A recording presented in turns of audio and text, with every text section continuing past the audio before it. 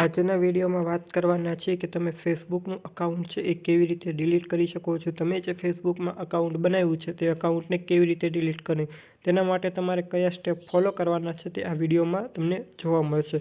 તો કે સૌપ્રથમ તમારે ફેસબુક છે એને ઓપન કરી લેવાની છે। ત્યારબાદ તમારી જે પ્રોફાઇલ્સ છે તેના પર તમારે ક્લિક કરવાની છે। ક્લિક કર્યા બાદ તમારે નીચે સેટિંગ એન્ડ ગોપનીય છે એની અંદર ક્લિક કરવાની છે। ત્યારબાદ ફરી વખત સેટિંગ ઉપર ક્લિક કરવાની છે। સેટિંગ ઉપર ક્લિક કર્યા બાદ તમારે એકાઉન્ટ સેન્ટર ઉપર ક્લિક કરવાની છે। જેવી રીતે તમે એકાઉન્ટ સિલેક્ટ કરશો એટલે તમને આ પ્રકારનું એક પેજ જોવા મળશે। ત્યારબાદ તમારે અહીં વ્યક્તિગત માહિતી ઉપર ક્લિક કરવાની છે। જેવી તમે ક્લિક કરશો એટલે તમને આ પ્રકારનું એક જોવા મળશે। ત્યારબાદ તમારે એકાઉન્ટની માલિકી અને નિયંત્રણ ઉપર ક્લિક કરવાનું છે। જેવી રીતે તમે ક્લિક કરશો એટલે તમને બે ઓપ્શન જોવા મળશે, એક તો યાદગાર બનાવવું અને બીજું છે બંધ કરવું અથવા તો ડિલીટ કરવું। તો તમારે બંધ કરવું અથવા તો ડિલીટ કરવું એના ઉપર ક્લિક કરવાની છે। ત્યારબાદ તમારે ફરી વખત એ એકાઉન્ટ છે એને સિલેક્ટ કરવાનું છે।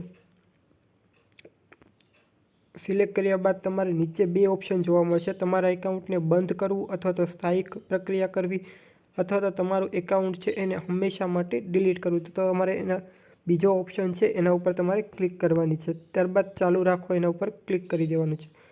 ત્યારબાદ તમને એક રીઝન પૂછવામાં આવશે કે તમે ફેસબુકનું અકાઉન્ટ છે કેમ બંધ કરવા માંગો છો। તો તમારે ગમે એ એક રીઝન ઉપર ક્લિક કરી દેવાની છે। ત્યારબાદ નીચે જવાનું છે અને ચાલુ ઉપર ક્લિક કરી દેવાની છે। ત્યારબાદ ફરી વખત ચાલુ ઉપર ક્લિક કરી દેવાની છે। ત્યારબાદ નીચે આવવાનું છે। ત્યારબાદ ફરી વખત ચાલુ ઉપર તમારે ક્લિક કરી દેવાની છે। તમે જે પાસવર્ડ સેટ કર્યો હોય એ પાસવર્ડ તમારે અહીં ફિલ કરી દેવાનો છે। જેમ કે આવી રીતે તમે જે પાસવર્ડ છે એ ફિલ કરી દેવાનો છે। ત્યારબાદ ઓકે કરી દેવાનું છે।